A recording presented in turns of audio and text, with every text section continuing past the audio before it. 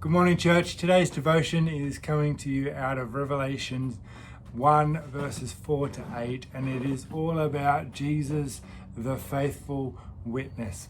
Sometimes the best encouragement that we can have in our life is to remind ourselves of who Jesus is. And so John wrote the book of Revelation to encourage Christians being heavily persecuted by the Roman Emperor Domitian. Approximately 25 years earlier, Rome had destroyed Jerusalem and taken away the Christians' rights. Many believers were beginning to wonder, well, where is Jesus? Is he still Lord? What do we do? What do we place our faith in? Similar questions that we might ask ourselves at times when we look at the world around us. And we may think, man, with everything that's going on, where is Jesus? In the fall and the rise of political systems, in the natural disasters that are going on, the diseases that are going on, well, where is Jesus? And is he still Lord? Well, so John's main purpose in writing these books was to remind the believers that Jesus Christ was alive. And he was, and he would continue to be, the same loving and all-powerful Son of God. We can also be encouraged by remembering who Jesus is. Revelation 1:5 reminds us that he is the faithful witness, which means we can rely on every single thing that he says. And not only are his words true, but according to John 14:6, he himself is truth. In other words, if he says he will do something, we can trust that it will happen. And that includes not only his statement that life on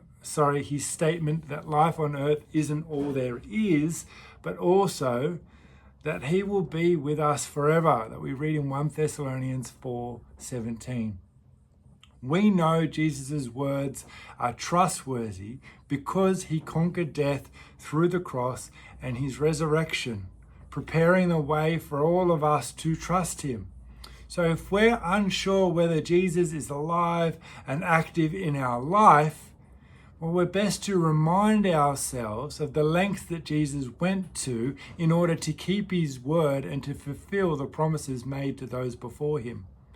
Jesus is the Son of God, the Messiah that was promised. He is our salvation. He is faithful. His words are true, and he will be with us forever.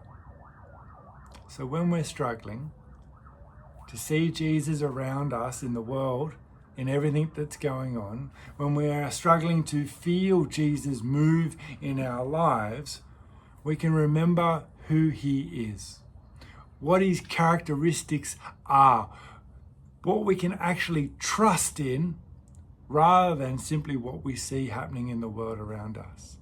And the faith that we have in Jesus' unwavering character is the faith that can spur us on to continue and to see hope in what's happening around us, rather than just fall into fear and despair and worry of what's going on.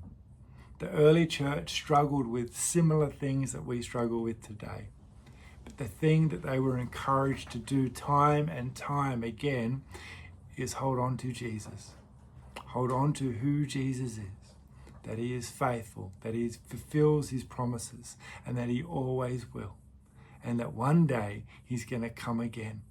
And so for us today, we do the same thing that they did. We hold on to Jesus. We don't hold on to financial stability. We don't hold on to health. We don't hold on to our houses or whatever else we might have, our intellect. We hold on to Jesus and his unwavering character. God bless everyone. Have a lovely day.